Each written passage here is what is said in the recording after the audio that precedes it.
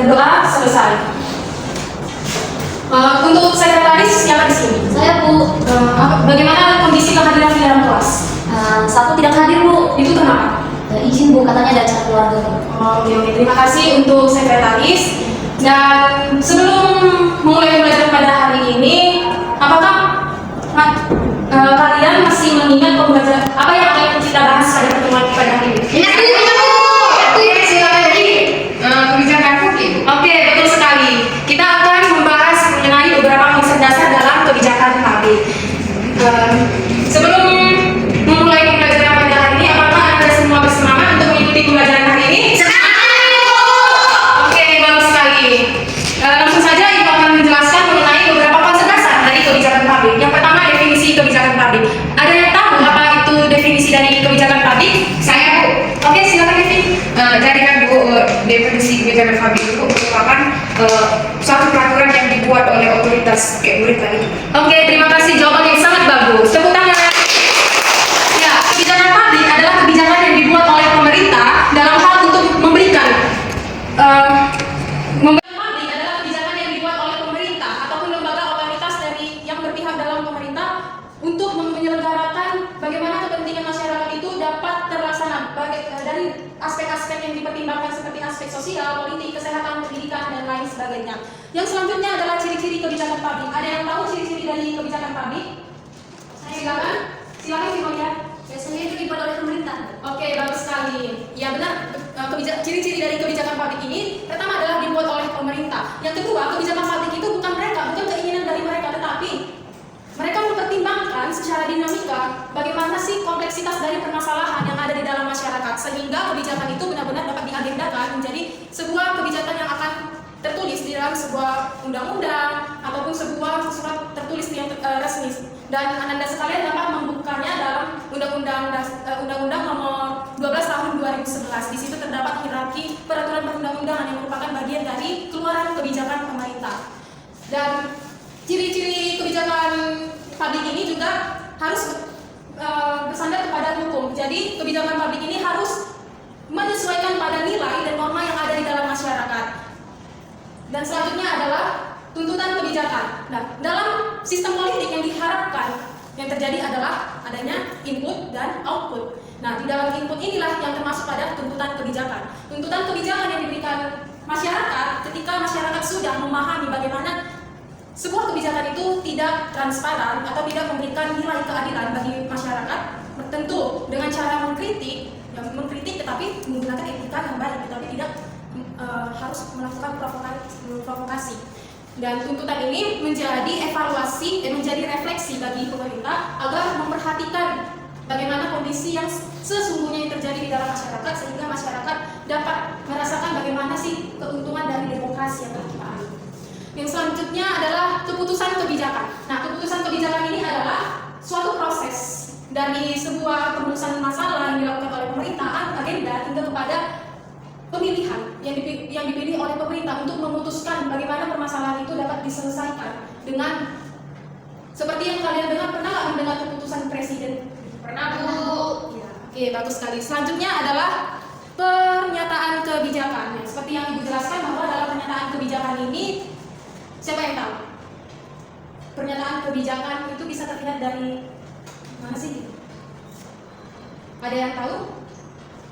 Oke, Ibu akan beritahu. Jadi pernyataan kebijakan ini tertulis di dalam surat resmi yang diresmikan oleh pemerintah negara Republik Indonesia itu sendiri, baik itu di dalam peraturan perundang-undangan dan suatu norma-norma yang ditetapkan oleh pemerintah yang resmi itu kan. Dan sampai sini apakah ada yang ingin bertanya? Dipersilakan. Saya, Bu. Oke, silakan Devi. Tadi kan Ibu menjelaskan tentang kebijakan publik, terus apa gunanya itu dipelajari? Oke, terima kasih untuk pertanyaannya. Jadi kegunaan untuk mempelajari kebijakan publik karena kita adalah masyarakat, ya kita berada dalam naungan pada pembagian kekuasaan. Jadi pembagian kekuasaan ini yang memberikan menjalankan peran dan tugasnya untuk pada kunci utamanya adalah menjalankan kebijakan. Nah, karena kita telah menganut sistem demokrasi, tentu ini sangat berpengaruh bagi pentingnya untuk mempelajari kebijakan publik.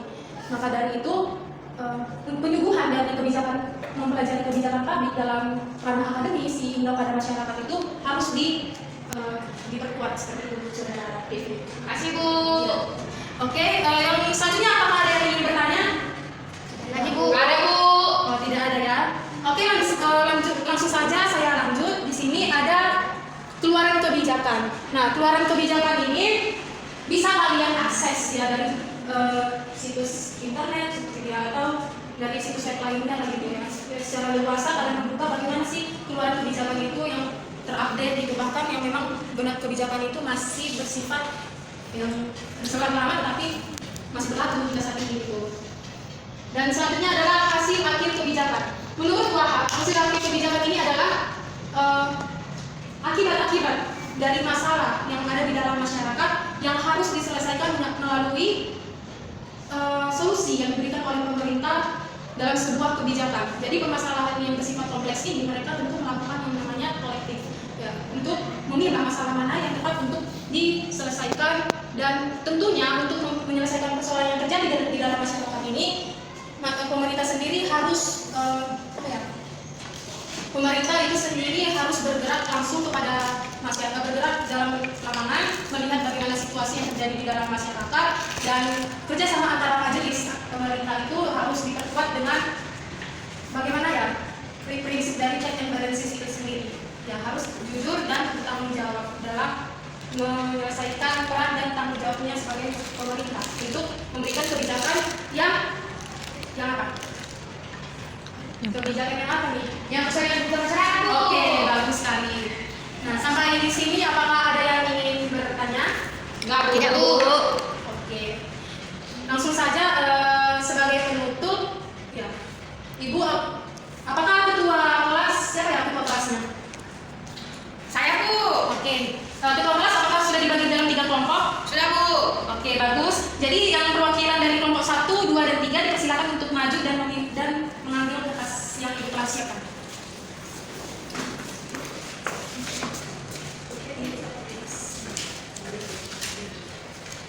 Silakan untuk kelompok 1 membacakan apa tugasnya, dan itu harus dikerjakan di komputer depan. Oke, minggu depan, tapi semua anggota kelompok harus mampu secara lisan untuk memberikan hasil analisisnya.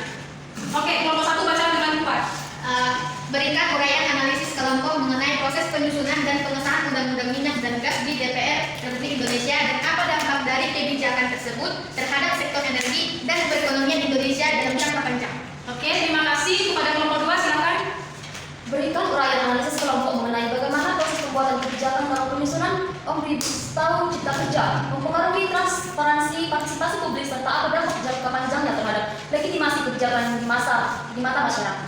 Oke, terima kasih. Kelompok 3 silakan. Apa faktor-faktor yang menyebabkan terjadinya konflik batas desa di Kabupaten Rokan Hulu dan bagaimana penyelesaian konflik tersebut dapat dilakukan secara efektif dengan melibatkan pemerintah, masyarakat, dan pihak terkait lainnya. Oke, sudah tahu tugasnya apa? Sudah, Bu. Silakan untuk bekerja sama, dan setiap anggota tim itu harus memiliki argumen masing-masing yang akan disampaikan secara lisan. Tidak boleh melihat buku. Oke, silakan duduk. Terima kasih ya. Baik, Bu. Sebelum kita menutup pembelajaran pada hari ini, apakah kalian mau bermain games? Mau. Tapi udah mau masuk lah ya ibu apa yang mau di ibu matematika, ibu itu udah rumah ya. Sabar ya bu. Ya. Jadi kita main gamesnya di depan.